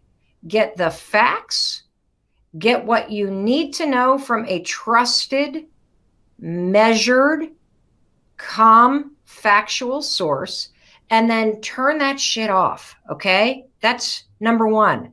Number 2, edit your social media. Anything on your social media feeds should be helping you be more resilient, more optimistic, more positive. Anything that you're following that triggers you, that is negative, that rubs you the wrong way. You know, one of the things that I've noticed, I have some favorite celebrities that I have followed for a while because I think they're funny, or I love just kind of their sense of humor. But there are so many people that I have muted right now because I think that what they're doing online is so freaking out of whack. Seeing people give us advice about quarantining from the back of their estates and mansions, telling us to donate when they're not saying they're donating, seeing this kind of tone deaf celebrity thing going on. I'm normally not a negative person about that, but I have muted so many accounts because it's not doing anything for me. And you got to be selfish right now. You have got to edit your social media feeds so that your social media feeds are helping you build an optimistic and positive mindset. And so every day, the second I see something, mute, unfollow, because negativity in means negativity gets stored here, means negativity goes out there from you. You want to put positivity, optimism, tools, strategies, things that keep you laughing, things that keep you giving you things that you can use right now. The second you start getting overloaded with Corona stuff, mute that stuff, edit your social media based on what you need. That's number 1, maniacal about your intake. The second secret to building an optimistic mindset is do tiny things every day that boost your mood, okay? So we're going to build your mood muscle.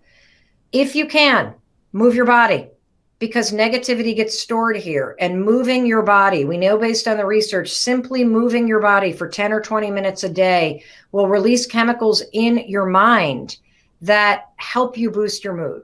The second thing that will boost your mood is I want you to make a tiny promise to yourself every day. Just one thing that makes you feel more positive. Is it getting up on time? Is it eating something healthy? Is it only having 1 glass of wine or reaching for a mocktail? I want you to put one tiny promise into place. Put it into the comments right now. What's one tiny promise that you can make to yourself that you're going to do every day? It might just be that you're going to wake up every day, take a deep breath, remind yourself that you're healthy, and that's going to be the tiny promise. I want you to do one tiny promise every day, because keeping a promise to yourself will boost your mood and make you feel more in control. Another way to build your mood muscle is have a 0 tolerance policy for your own negative thoughts. Right now, as you edit social media and edit your news take and edit your negativity coming in from the outside world, do not tolerate negativity from the inside world. I woke up this morning, I looked in the mirror, I looked at the gray hairs that are coming in, particularly like right up here, and I started to go negative. I started to feel dreary, and I went, Mel, cut this shit out. You got to fight to stay positive, gal, because we are in this for another couple months. And do not succumb to despair. Do not start thinking negative stuff. When you have negativity internally, you got to have a zero tolerance policy for that shit. It's one thing to feel what you need to feel so that you can move through it. It's another thing to let negativity dwell up here and start ruminating. The 5-second rule is genius for this. Count fucking backwards. The second that negative, 5, 4, 3, 2, 1. Not listening to it. No, I am redirecting my thoughts. That's right. I am looking for the things I can control. I am keeping a positive attitude by focusing on things that I can control right now today. Got it? Good. The third thing that you need to do in order to build an optimistic mindset. You ready, everybody? Here we go. I want you to pick a small 10-week goal that you can control. Why am I saying 10 weeks? I'm going to tell you why 10 weeks. Because I think that we've got 10 weeks ahead of us of physical distancing. I think we've got 10 weeks ahead of us, if we do it right, of life in this weird state. And I want you to pick one thing, one project, that's it, for the next 10 weeks. That's your personal project. It's something you can control. You ready? Something you can control. We're talking about how to build the skill of an optimistic mindset. And part of an optimistic mindset is focusing on what you can control. And I don't want you to jump ahead and worry about what's coming in the future. I want you to stay in this moment with me. I want you to realize that if you took on one small project for the next 10 weeks that you could control, something you've wanted to learn, some skill that you would love to have, some deficiency in your resume or your experience that you could gain in the next 10 weeks. There is something called YouTube University. That's right. Professor YouTube has so many tutorials out there. It's amazing. Right now, my husband is taking a Buddhist meditation teacher training class. My daughter is taking 2 classes. She is learning how to be better at Excel because she thinks it will help her with her summer internship. And it's something she was nervous about during the interview process. And she's also taking a painting class. What is one thing that if you were to use the next 10 weeks and we emerge from this and step into the next chapter of our lives and you have learned something or you have developed a skill that equips you to feel like you are better positioned to step into this next chapter, you will constantly wake up every day and say, today I get to take this class. Today I get to work on this thing. Today I get to spend an hour polishing my Chinese, working on personal development. I see you. I see Himmy Mom building a website. I see Sephora saying she's going to improve her English. I see Nabil saying I'm going to develop editing and online skills. I see LDG, creative, healthy cooking. I see Salio saying I'm going to find a class on YouTube University. What's a 10-week thing? Oh, I see Jack saying I'm going to take a French class. I'm going to learn how to crochet. I'm going to begin an online master's program. If you narrow your span of control to managing your mood, to being maniacal about the intake into your mind, and working on a 10-week goal, you will be building an optimistic mindset. Because you will have weeded out negativity in from the outside world, which means negativity won't get stored here and it won't get expressed from you. You will have built your mood muscle by forcing yourself to move every day, by keeping a tiny promise to yourself, and by being absolutely zero tolerance for your own negative bullshit on the inside. 5, 4, 3, 2, 1, redirect your mind to something you can control. And having a 10-week personal project where you pick something and you use YouTube University and you use this moment of time where you don't have anywhere to go and you don't have social distractions. You got time to focus on yourself. These 3 things will help you build an optimistic mindset. Absolutely Positively guaranteed. Can I require this of my teenagers? Here's what I would say about teenagers. One of the hardest things for teenagers right now is their loss of independence. And trying to require anything of your teenagers other than showing up for family dinner and creating their own routine, I think is a recipe for disaster. What I would do instead is I would share that this is what you're doing. And I would ask your teenagers a question. If you had a half an hour every day where you dedicated it to something other than school or other than being on your phone looking at social media, what's one thing that you never have time to do that you love doing? Is it playing guitar? Is it painting? Is it journaling? Is it reading a book? Is it knitting? Is it working on your tricks out on the trampoline in the backyard? What is it? If you ask your teenagers questions, in answering the question, they may find the self-motivation that this is something they want to do. I love that I don't know how to say your name, Jal, is working on emotional dependency and breaking apart the patterns that had you become somebody that was codependent and emotionally dependent on other people. Dr. Caro, I love you very much too. I think that's it. Today, the whole broadcast was about optimism. The reason why you cannot allow yourself to get into this pessimistic mindset loop, because it keeps you feeling helpless, it keeps you feeling stuck, it keeps you overwhelmed, and it makes you just stay stuck here. And why you got to build the skill of optimism. Because when you are optimistic, it's not that you are slapping a positive spin on a shitty situation. You are cultivating a mindset where you believe in your bones, your soul, every part of your being, that no matter what you're facing, you can have a positive impact on how you experience what you're facing, because you can choose what you think about and you can choose how you respond. And when you start to develop an optimistic mindset, it creates more optimism. It helps you see solutions and opportunities. It makes you feel more in control. It gives you things that you can focus on. It begets the ability to feel empowered, which only creates more empowerment for you. And the three things that you can do to create an optimistic mindset is, number one, here's the three secrets. Be maniacal about what you allow into your mind. Totally. We do not turn the news on in this house. We don't allow it, because you know the old saying, if it leads, it bleeds. There's nothing but negativity coming off of the news right now. So there are a few things that we check. I look at the CDC, I look at the World Health Organization, and I look at the state of Massachusetts website, and that's about it. And I look at what Bill Gates is writing. And once I have the facts, I just focus on what I can control. I focus on my safety. That's it. I've also, every day I edit social media. Your social media should be serving you. If it triggers you in any way, if it creates any negativity, any tone deafness, anything, mute it, unfollow, get rid of that shit.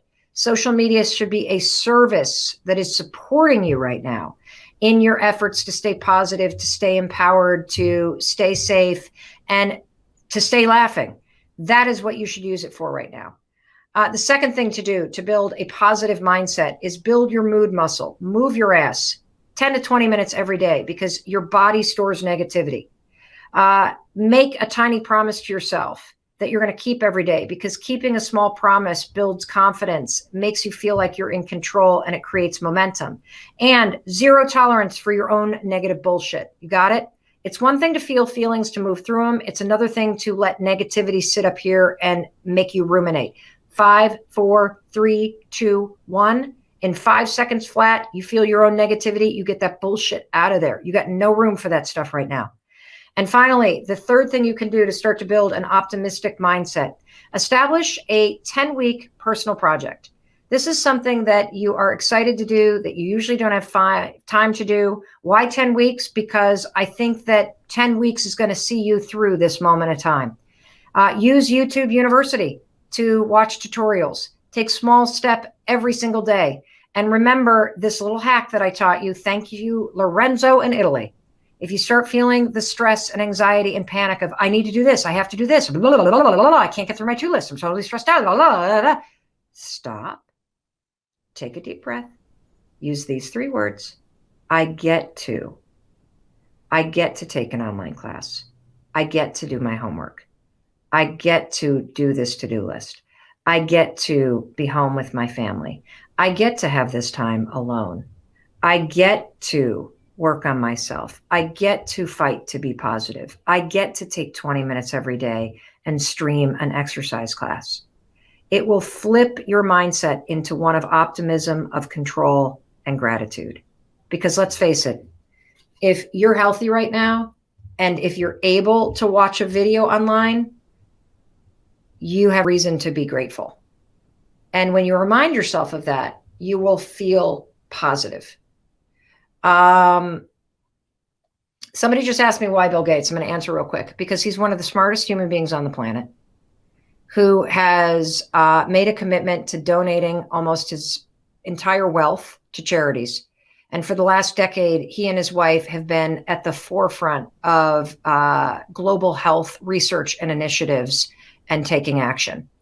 And if there is a man who is informed, who has been studying this, he gave a TED Talk in 2015 about pandemics, about world health, where he predicted this. He is talking about the fact that there are 3 things that we need to do right now. And one of them is we need to all be enforcing physical distancing for 10 weeks. We need to develop a way for everybody to test themselves so you know whether you've been exposed or not. And we need to collaborate globally on a vaccine. All 3 things based in fact and research, all 3 things that are measured and calm, all 3 things that make a hell of a lot of sense that I get behind. And so that's one of the reasons why. Research, credibility, a decade worth of experience, the smartest people on the planet, and a measured factual delivery. That is what I respond to, because I'll be damned if I allow fear, cynicism, hysteria, any of that crap that you see all over the news and the internet right now to enter my mind. There is no reason for it. You have the facts. 10 weeks, keep yourself safe, keep your mind optimistic, stay connected with me, stay connected with your family and friends, and we will get through this. 1,000%. We will get through this together. I'm not only going to prove to you that a human being can change, I'm going to give you a couple simple things that you can do if you really have something that you want to change, whether it's changing your personality, changing your mindset, changing how you show up in the world, changing how you treat yourself, changing your mental health. I profoundly believe that any human being can change. That's what I profoundly believe. I'm here with Christopher Robbins, my husband of 25 years. Chris, do you believe that a human being can change? Yeah, I do.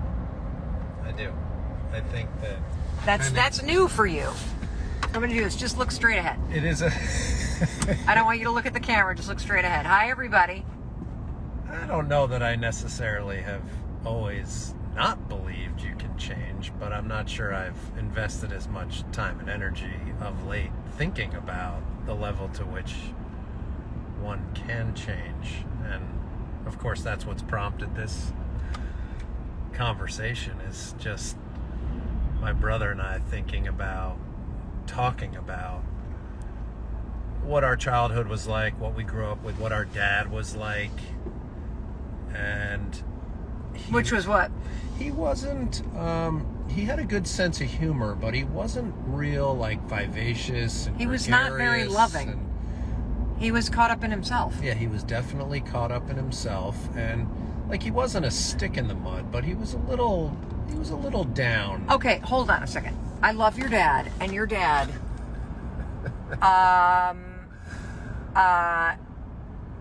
had OCD. Definitely. He was way more concerned about the house being in order than hanging out with you guys. And he was way more concerned about what he was working on and his friends than he was about you. Yeah, true.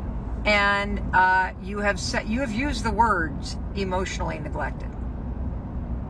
Yes. That your emotional needs were not met by your dad. And in your father's defense, in everybody's parents' defense, most of our parents did not have their own emotional needs met by your grandparents, so they have no idea what they're doing.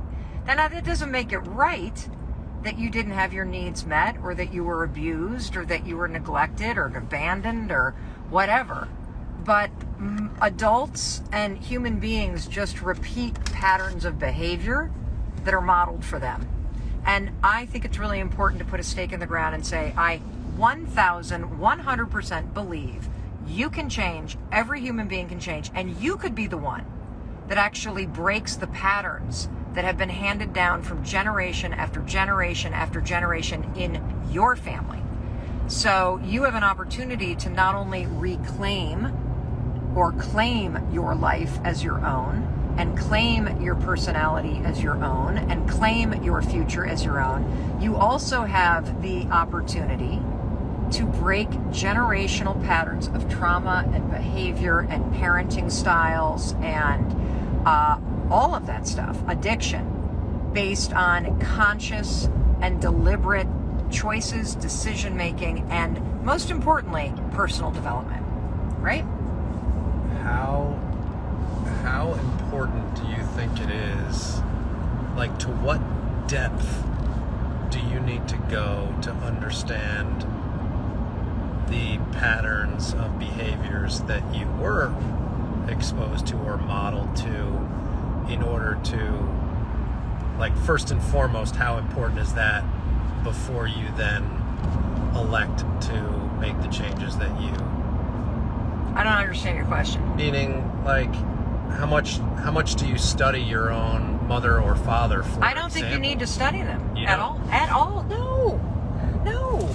So do you guys realize that you're always changing? That every cell in your body is brand new over the course of 7 years?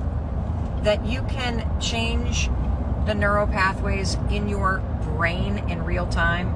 You can change the filter in your mind in real time?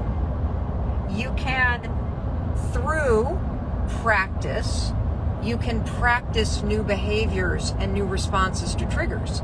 And this is so revolutionary. It's incredible. What if your environment is toxic? That's an excellent question. So if your environment is toxic, you need to do a couple things. I mean, it's super simple for people to go, you should just leave your environment. But if you're a minor and you're living in a toxic household, you might not be able to. If you need money and you're in a toxic work environment and you can't just quit because you won't be able to pay your bills. Like, half the time you don't even necessarily... Okay, well, I read about this in my new book. Well, hold on a second. Hold on. Yes, you do know you're in a toxic. You want to know how you know? Oh, look at this car, guys. Hi. Look at him. Isn't that kind of cool? You want to know how you're in a toxic environment or relationship? It's very simple. Would you high-five the person or boss that you work for? Authentically, would you high-five them? Not high-five them in the hopes that they like you, but would you high-five the relationship or the job that you're in because you love it and you believe in it and you want to celebrate it? If the answer is no, you've basically got a couple choices. You can either change how you show up and hope it changes the dynamic, or you can make requests about what's not working and hope the person is motivated to change, or you can get the out. Like, that's it. Those are your three choices right there. There's no other choices. I haven't lost anybody that I love. So I would not say what I'm about to say if somebody that I loved had died in this pandemic. But I have found the great pause that the last 2 months have forced me to take to be the greatest gift that I have received in the last decade. My kids have been home. I have been off the road. I have been forced to slow down. I have been reminded of what actually matters: your health, your family, your friends, what you're doing to take care of your mind and your body and your spirit, and making sure that you do something with the time that you have that you really, really enjoy. And the other thing that it's really made me stop and think about is making sure that I'm having fun, that my whole life isn't just work. And it's made me really start to think about the fact that I don't want to go back to the life that I was living before the pandemic hit. How many of you feel that way? That this has been a gigantic mental perspective switch reset button that has, boom, hit you really hard. I want to know in the comments, what is it that you, with this new perspective that the pandemic has given you, what is it that you want to change in your life coming out of this? I want to start seeing, I see people saying this has been a wake-up call. I see people saying, yes, this has been a huge shift in my perspective. I see Brianna saying, I want to travel less for work. What do you want? Kelly says she's had a mental switch. Kelly, what has this pandemic given you in terms of the gift? Heather's saying, I want to ask myself, what do I really want to do? Kim says, I don't want to go back to the rat race. Brock says, I want to start the year excited about it. I see somebody saying, Larissa says a new business. Megan says, I want more boundaries. Tara says, I want to have more fun.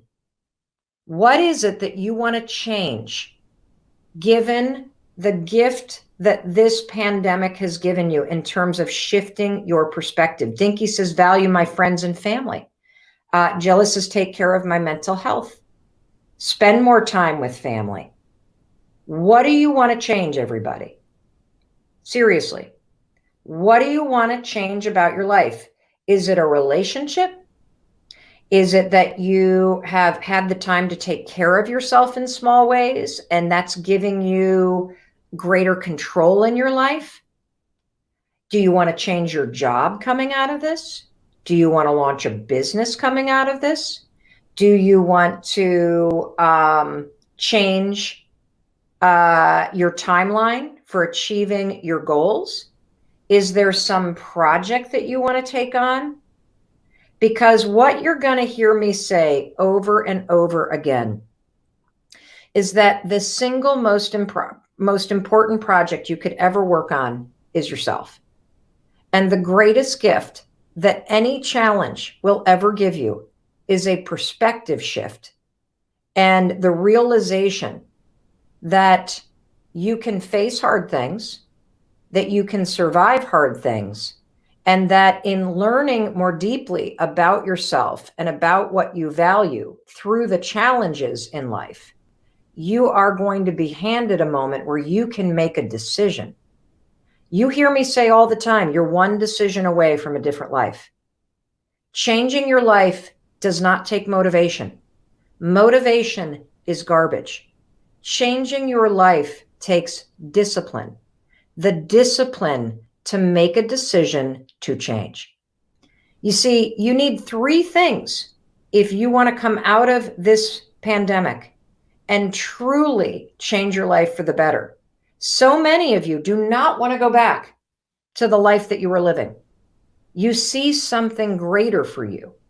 And what you're going to need in order to make that shift is you need clarity. You need the clarity to write the change down. And I want you to start right now. What in the comments? Let's get really clear. Terry wants to come out of this a healthier and better person. What is the clarity? Tell me the change that you want to make coming out of this. You got to have the clarity to write it down. That's number one. The second thing that you got to have in order to make a change happen is you've got to learn the skill of confidence, which is the ability to try something when you don't feel ready.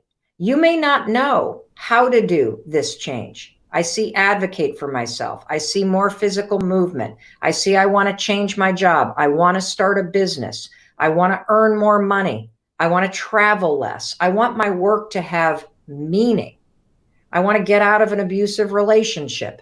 I want to help people in need. I want to make sure that I continue to keep the promises that I've been keeping, getting up on time, working out every day, working on my relationship. This is fantastic because you're having a moment of clarity.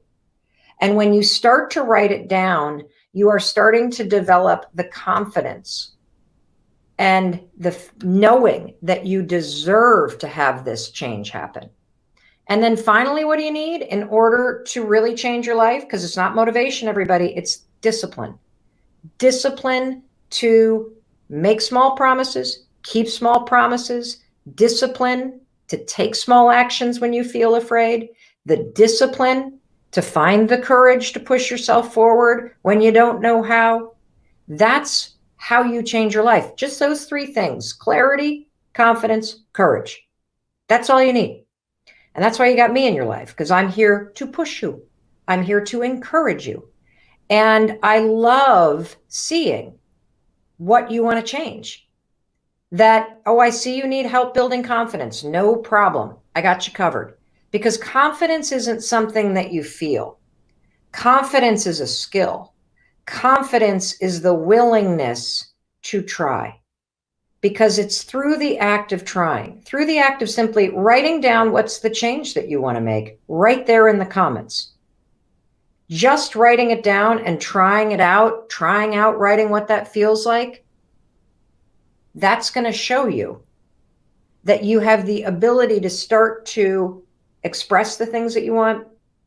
And that's the first step, to claim these things that you think about. So for those of you, more than 100 of you, who have written to me in the last week and who have said, I've had a huge perspective shift thanks to this pandemic. And there are some major changes I want to make in my life. I want to start a women's group. I want to end this relationship that I'm in. I want to stop bashing myself all the time. I want to launch that business I've been talking about. All of the things that you've put on hold. Now is the time to change. So many of you asked me, is it the right time to change your job after a pandemic like this? Absolutely. Because if you don't hear the clarity that's inside you, if you don't quiet the noise and tune in to hear, if your instincts, if your wisdom, if your knowing, if inside of you, you hear yourself saying, I got to get a new job. I got to get out of this relationship. I don't want to live where I live anymore. I want to be near the water. I want to be in the mountains. I want to be out of the city. You have to tune into that stuff. And then it's about confidence and courage to take action. That's it. Hey, it's Mel. Thank you so much for checking this video out. And if you like this one, I have a feeling you're going to like this one too. I'll see you there.